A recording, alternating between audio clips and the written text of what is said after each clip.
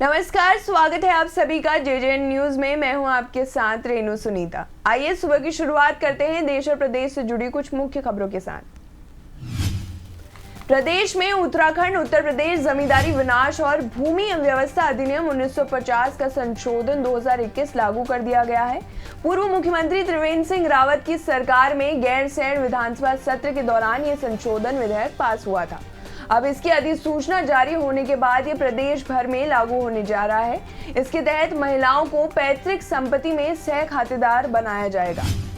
उत्तराखंड में भाजपा 2022 के विधानसभा चुनाव को लेकर जल्द ही चुनाव समितियों का ऐलान करने जा रही है, जिसमें चुनाव संपर्क अभियान समिति, बूथ संपर्क अभियान समिति, चुनाव घोषणा पत्र समिति के साथ कई समितियों का गठन किया जाएगा, जिसमें भाजपा ने करीब 100 नेताओं को चुनाव के लिए जिम्मेदारी सौंपी है। नैनीताल हाईकोर्ट ने वन अधिकारी संजीव चतुर्वेदी को उनके एक मामले में खुद ही पैरवी करने की अनुमति दे दी है। वन अधिकारी संजीव चतुर्वेदी ने हाईकोर्ट से गुहार लगाई थी कि उन्हें अपने मामले की स्वयं पैरवी करने की अनुमति दी जाए, क्योंकि उन्हें उत्तराखंड हाईकोर्ट के अधिवक्ताओं पर विश्वास नहीं है। उत्तराखंड में बीते 24 घंटे में 15 नए कोरोना संक्रमित मिले हैं। वहीं एक भी मरीज की मौत नहीं हुई है, जबकि 19 मरीज ठीक हुए हैं। अल्मोड़ा, बागेश्वर, चंपावत, पौड़ी, पिथौरागढ़, टिहरी, उधम सिंह नगर और उत्तरकाशी में एक भी संक्रमित मरीज सामने नहीं आया है। वहीं चमोली में 5, देहरादून में 4, हरिद्वार में 3, नैनीताल में 2 और रुद्रप्रयाग में 1 संक्रमित मरीज सामने आया है। उत्तर प्रदेश की तर्ज पर उत्तराखंड में भी जनसंख्या नियंत्रण कानून पर काम शुरू करने जा रही है सरकार, जिसके लिए राज्य का विधि विभाग उत्तर प्रदेश के जनसंख्या नियंत्रण कानून को लेकर हाल ही में लाए गए मसौदे का अध्ययन कर रहा है। मुख्यमंत्री पुष्कर सिंह धामी ने इसके संकेत दिए हैं कि सरकार जनसंख्या नियंत्रण कानून के मुद्दे पर काम कर रही है। आगामी त्योहारी सीजन के दौरान कोरोना महामारी से बचने के लिए केंद्रीय गृह सचिव अजय भल्ला ने सभी राज्यों और केंद्र शासित प्रदेशों के मुख्य सचिवों और प्रशासकों को पत्र लिखा है।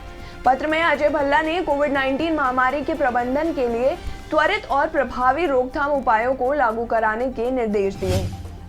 कुछ पटाखा विक्रेताओं ने एनजीटी के आदेश के खिलाफ सुप्रीम कोर्ट में याचिका दायर कर पटाखों की बिक्री की अनुमति मांगी थी। इस पर सुप्रीम कोर्ट ने पटाखों की बिक्री पर लगे प्रतिबंध को हटाने से इनकार कर दिया है। शीर्ष अदालत ने कड़ी टिप्पणी करते हुए कहा कि रोजगार की आड़ में अन्य नागरिकों के जीवन के अधिकार का उल्लंघन नहीं कर सकते हैं। कोरोना महामारी की वजह से नागर विमान महानिदेशालय डीजीसीए ने भारत में अंतर्राष्ट्रीय उड़ानों पर लगी रोक को 31 अक्टूबर तक के लिए बढ़ा दिया है। इससे पहले अंतर्राष्ट्रीय यात्री उड़ानों के निलंबन को 30 सितंबर तक बढ़ाने का फैसला लिया गया था। अभी पूरा देश चक्रवात गुलाब के प्रकोप को झेल रहा है, तो वहीं दूसरी ओर एक और साइक्लोन की आहट ने मौसम वैज्ञानिकों के होश उड़ा दिए हैं।